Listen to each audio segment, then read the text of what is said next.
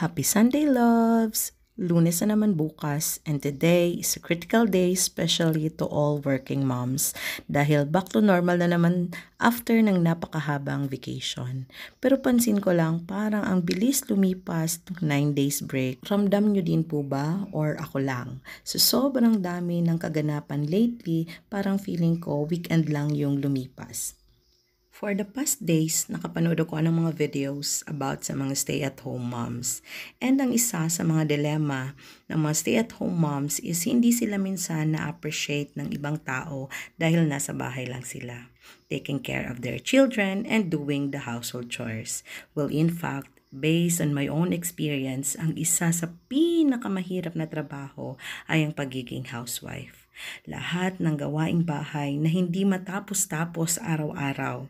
Kaya I really salute those moms who choose to be a stay-at-home mom who sacrifices their career and other opportunities just to take care of their family. As I reflect about this thought, napaisip ako, ano naman kaya ang mga dilema ng mga working moms? And ang unang pumasok sa isip ko is on time management. Yes, I know, if you are working mom, makaka-relate ka sa mga sasabihin ko. That is why I created this video to appreciate those who choose to work even if it's challenging. If you are a working mom, sobrang hirap i-manage ng time. Where we're only given 24 hours a day, 8 hours spent at work, 8 hours for rest and sleep na minsan nagiging 5 to 6 hours lang. And the last 8 hours were allotted to do household chores, paglalaba, pagluto at paglinis. At kung minsan nagagamit pa ito to prepare lessons and other paperworks, especially if you are a teacher. Yung iba sa mga working moms natin ay mga nag-aaral din at the same time.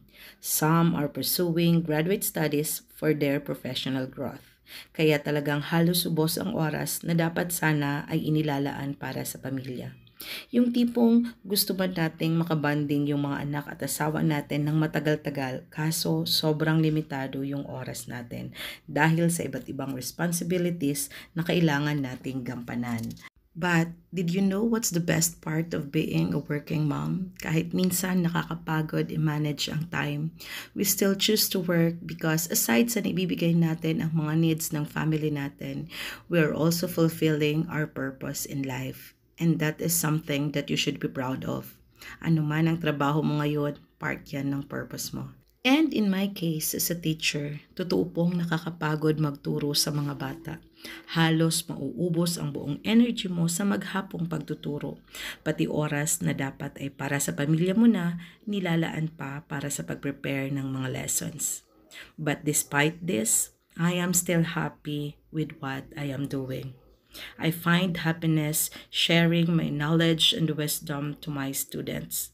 Napaka-fulfilling kapag na-appreciate ng mga bata ang lahat ng effort mo. And sasabihin nilang they have learned a lot from you and you were able to inspire them.